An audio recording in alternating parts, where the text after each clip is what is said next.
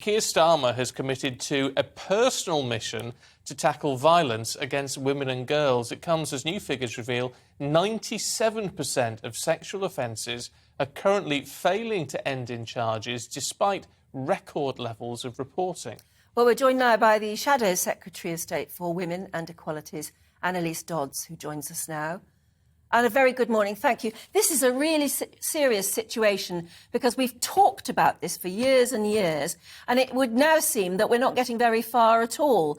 We as a society, and maybe even the police as well as a force, simply don't understand how to tackle the problem of violence against women. Well, we really urgently need to take action. I mean, those statistics are absolutely shocking. I mean, when it comes to some of the most serious offences like rape, currently we're seeing less than 2% of reported rapes, and of course many of them aren't reported, less than 2% of reported rapes actually resulting in a conviction. Now, this is dreadful. There are measures we can take to improve the situation.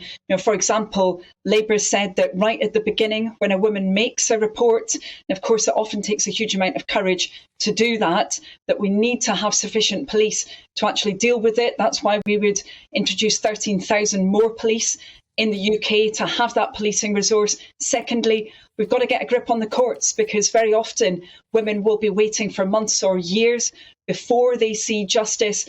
And actually, if you have to relive what happened to you over and over again over a long period of time, lots and lots of those women are dropping out. They're dropping out before their case gets to court, 40% of them dropping out. So we would have the specialist rape courts that many people involved in this area say are necessary, that would speed things up, make sure that those trials are actually informed by the expert evidence that's needed. And then we would try and break this cycle, because unfortunately we see it's very often the same men who are carrying out abuse against women and girls. They'll focus on one woman, ruin her life, and then move on to the next. So we believe there needs to be a register for domestic abusers so the police can actually track them, can take action, can break that cycle. So we can take action to deal with this. We need to have the political will, however, and Keir Starmer certainly does have that political will. We've got to be careful, though. I mean, I'm not saying there aren't serious failings here. I think it's pretty obvious to everyone there are serious systemic failings when it comes to these sort of issues. But when you say only 2% of people who report a rape and it ends up in a conviction, I mean, we're not saying 98% of people get away with it. We've got to have a fair criminal justice system. Some of these allegations may not be true, of course.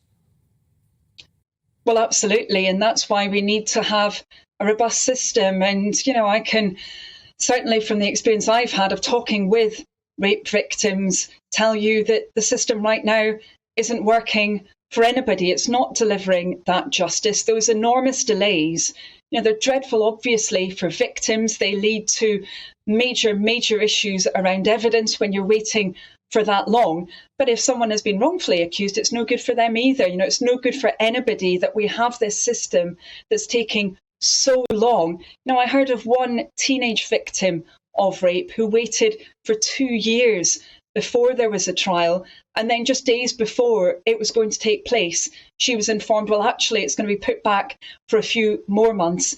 That's ruined her life, having to wait for that long to see justice, to see the perpetrator actually brought to book. This is a system that's failing, particularly women and girls, very badly indeed. Can I change tack and just ask you briefly about the nurses' strike?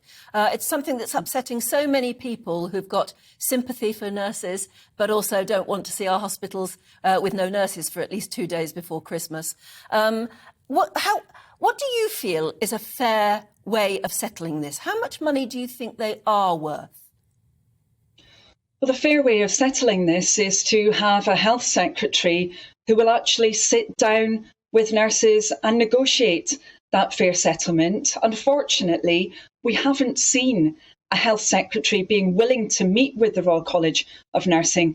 Since Sajid Javid, we've had 3 Conservative health secretaries since then. I don't understand why the current health secretary, Steve Barclay, didn't engage on this over the summer, despite the nurses asking repeatedly to meet with them to talk about this.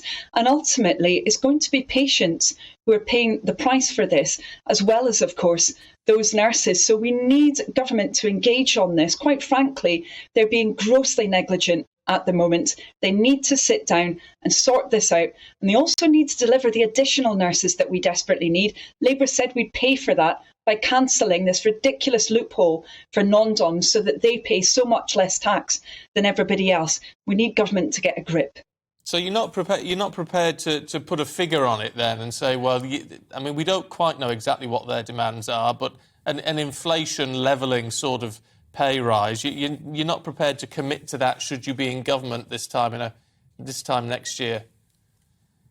Well, we have no idea, unfortunately, what state the public finances will be in when there is that general election. Obviously, we've seen very slow growth under Conservative governments, but we've also seen deteriorating public finances under Conservative governments as well. But I can tell you what would be very different. You would not see Labour health secretaries running away from sitting down and meeting with nurses, understanding the challenges that they face and trying to get the system back off its knees and working again for patients. That's the big difference with Labour. And it's why we didn't see a single strike in the NHS under all of those Labour governments, not a single strike, and why for the first time in 100 years under the Conservatives, we're seeing industrial action from nurses.